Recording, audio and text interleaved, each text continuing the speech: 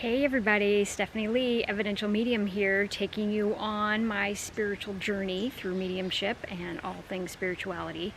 And because it's October, my favorite month, oh my god, it's so exciting. I thought, hey, let's break out a wig, like let's dress up, right? Like let's play the part. I mean, how often do I get to, do this?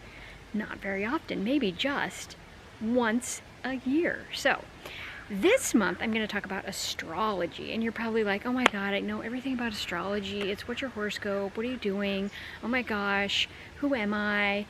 But I'm going to go into one, more in-depth part of astrology, one little aspect of astrology, and it would be the elements. So, we all know astrology. The basic concept is the day you were born, the time you were born, how all the stars and the planets and everything got all aligned, kind of dictates what your personality will be like and how you're going to go through life, right? But astrologers also know that there's free will, meaning, they say your personality can be like this, and you're like, nope, I'm going to be like this, baby.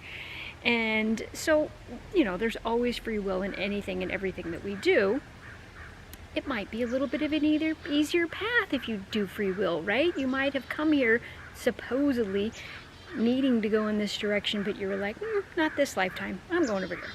Anyway, so in astrology, there's a certain aspect of it which is called the four elements. They're air, fire, water, and earth. I know, I had to kind of think about that for a second. And these were added into astrology. So the Greeks, way back in Greek time, thought that everything was made up of these four elements.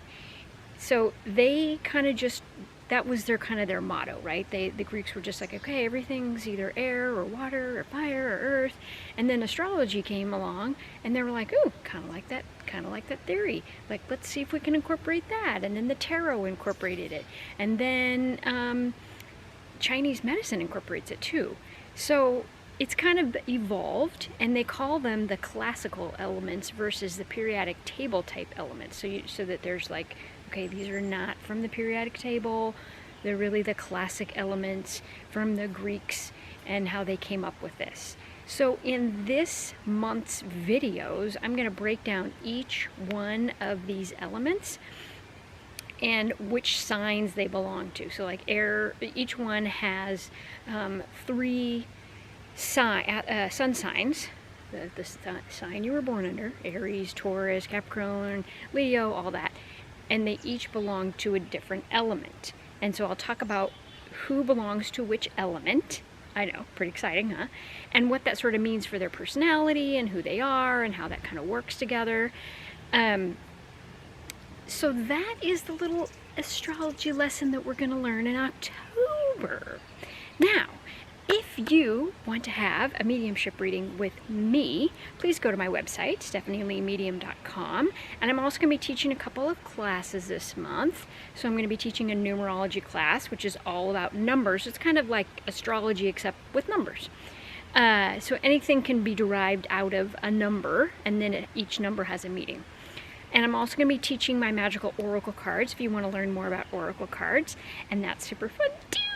So anyway, I hope you have a great October. I'm super excited for fall. I love fall. I love the crisp air, and I love the leaves changing, and hopefully my other tree will change soon and we can do some videos with that one.